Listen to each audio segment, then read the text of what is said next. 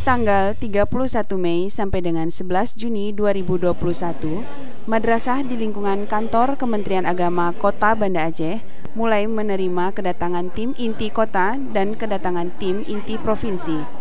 Kedatangan tim tersebut untuk melakukan pendampingan pelaksanaan evaluasi diri madrasah atau EDM dan rencana kerja dan anggaran madrasah atau ERKAM, yang merupakan aplikasi perencanaan kegiatan madrasah terkait dengan mata anggaran dana BOS.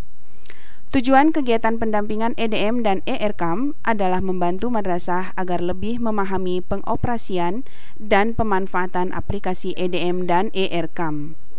Tim berfokus pada kesulitan-kesulitan apa saja yang pernah dialami dalam pengoperasian aplikasi ini. Adanya pendampingan ini diharapkan agar madrasah mampu menghasilkan informasi keuangan berupa dokumen perencanaan, penatausahaan, dan pelaporan yang akurat, tepat waktu, efisien, dan efektif. Muhammad Tala selaku tim inti Kota Banda Aceh mengatakan pendampingan teknis EDM dan ERKAM ini berlangsung selama 5 jam, dimulai pukul 9 pagi hingga pukul 2 siang.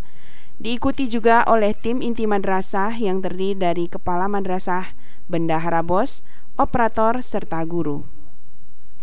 Muhammad Tala menegaskan agar semua warga madrasah dapat bekerja dengan baik dalam penerapan EDM dan ERKAM karena aplikasi ini sebagai media transparansi rencana kerja madrasah. Saya Hani, tim liputan Kemenak News melaporkan.